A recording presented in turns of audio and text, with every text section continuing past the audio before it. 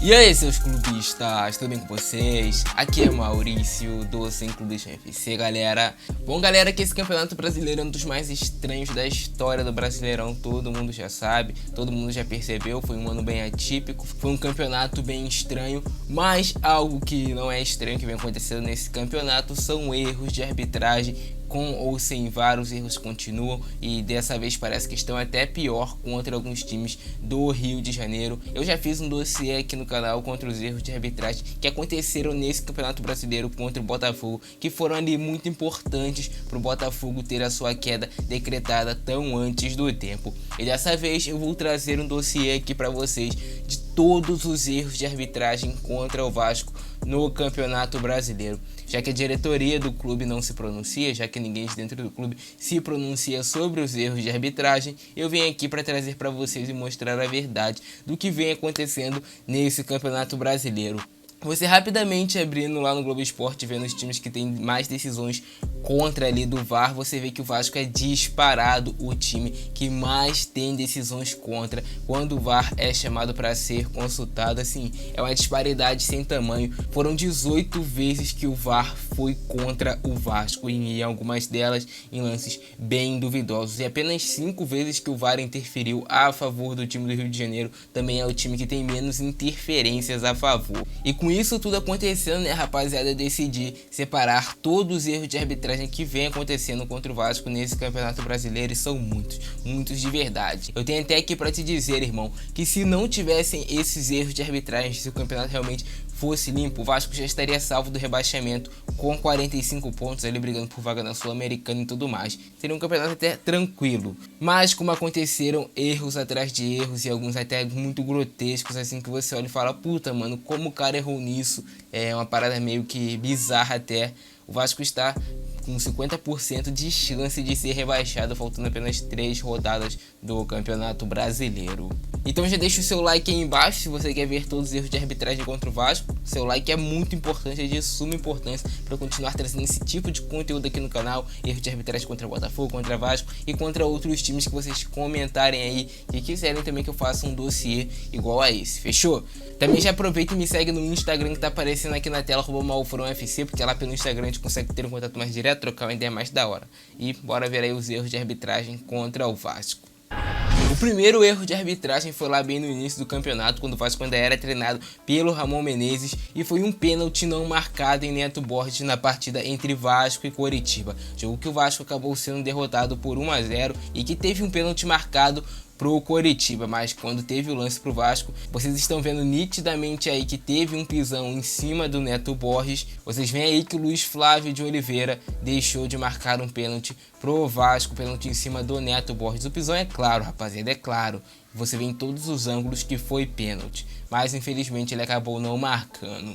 E aí você já computa mais um pontinho pro Vasco. O Vasco hoje tem 37, com esse empate teria 38. Só para vocês verem como é importante cada ponto que é tirado de um clube, ainda mais de um time que já não é lá essas coisas tecnicamente. O segundo erro que eu quero relatar para vocês é em um jogo bem recente, um lance que o Gregory, volante do Bahia, era para ter sido expulso. Ele acabou ali dando uma voadora para cima do Martim Benítez, lance que todos os comentaristas de arbitragem do mundo falaram que era para expulsão, mas nem foi chamado ali para o árbitro ver no vídeo. Bem estranho, né? Cá entre nós. Então o Bahia teria 1 a menos nessa partida. E ainda nesse jogo entre Vasco e Bahia teve um pênalti não marcado do goleiro Douglas Frederic em cima do Léo Matos. Com esse pênalti sendo marcado, o Vasco teria mais 3 pontos na sua conta. Muito provavelmente o Vasco faria o gol de pênalti, até porque o Germancano ainda não perdeu nenhum pênalti pelo Vasco, e acho que não seria agora que ele iria perder. E outra também, o Leandro Castan não teria sido expulso depois, até mesmo porque o Douglas teria sido expulso nesse lance, com a marcação desse pênalti, né? Mas infelizmente o árbitro do jogo e o árbitro de vídeo entenderam que não foi lance para penal e não marcaram, mas claramente, cara, claramente o Léo Matos cruza a bola ainda estava em campo e o Douglas Frederic acerta ele, e nem chamado ali para ver na cabine do VAR o juiz foi. Que é bem estranho mais uma vez. Mais um lance muito polêmico que aconteceu ali mais ou menos no início do Campeonato Brasileiro foi o gol de empate do Vasco contra o Atlético Goianiense, gol do Germancano, lance que o Cano realmente a bola pegou no braço dele e ele levou vantagem para marcar o gol, mas se vocês repararem, antes da bola tocar no braço do Germancano, a bola pega no braço do jogador do Atlético Goianiense, o que se caracterizaria pênalti para o Vasco. O lance foi visto pelo árbitro de vídeo e ele ignorou totalmente o toque de mão do jogador do Atlético Goianiense e acabou marcando apenas o toque de mão do Germancano e anulando o gol do Vasco. Seria mais um pontinho para a conta do Vasco, esse empate contra o Atlético Goianiense. Meus amigos, o Vasco já estaria com 41 pontos se tivesse sido dado esse pênalti para o Vasco e se ele também não tivesse anulado o gol. Mais um lance bem estranho, mais um lance bem complicado que aconteceu contra o Cruz Maltino. E com 41 pontos, cá entre nós, o Vasco já estaria praticamente livre do rebaixamento, mas tudo bem. Mais um lance muito polêmico, mais um lance que a arbitragem acabou errando contra o Vasco. Foi um lance na partida entre Vasco e Palmeiras em São Januário. Lance no qual o Felipe Melo deu uma chave de braço em Léo Matos. Agressão ali dentro de campo e nem sequer o árbitro de vídeo chamou o árbitro de campo para mostrar a agressão do Felipe Melo para cima do Léo Matos. A agressão é clara, vocês estão vendo aí.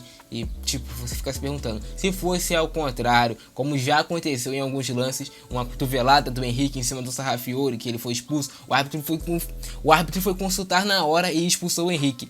Mas esse lance, cara, ele poderia ter quebrado o braço do Léo Matos, dando essa chave de braço, um lance até mais perigoso do que a cotovelada ali que deu o Henrique. E sequer o árbitro foi chamado pra ver no vídeo. Isso que é o que mais deixa a gente puto, mano, porque nem chama o árbitro pra ver no vídeo, ignora o lance totalmente. Como se não tivesse VAR. VAR só tem pra um lado, não tem pro outro. É estranho demais, moço. Mais um lance também que aconteceu no primeiro turno do Campeonato Brasileiro foi um pênalti não marcado pro Vasco em São Januário na partida entre Vasco e Grêmio. O lance, como vocês estão vendo aí agora, a bola pega no braço do Lucas Silva, volante do Grêmio, após a cobrança de escanteio ali, eu acho que era ainda do Bruno César, que estava no Vasco, cobrou o escanteio, a bola pegou no braço do Lucas Silva de maneira explícita e não foi marcado o pênalti, sendo que já foram marcados vários pênaltis contra o Vasco no Campeonato Brasileiro dessa mesma maneira, com o braço entre aspas aberto ali dentro da área, em um movimento que não é tão natural, até porque o Lucas Silva se abaixa e a bola pega no braço dele. Porém, mais uma vez, o árbitro de vídeo quis ignorar um lance que era de pênalti para o Vasco. Se fosse ao contrário, seria ou não marcado. Já foram marcados diversos pênaltis que o jogador está com o braço aqui colado no corpo e mesmo assim é marcado pênalti, porque segundo os comentaristas de arbitragem, essa é a regra, mas a regra só existe para um lado. É complicado, rapaziada. Então você colocaria aí mais 3 pontos na conta do Vasco, mais 2 pontos na conta do Vasco, né? Porque esse jogo terminou empatado em 0 a 0. Então o Vasco 41, 42, 43 pontos o Vasco teria nesse exato momento.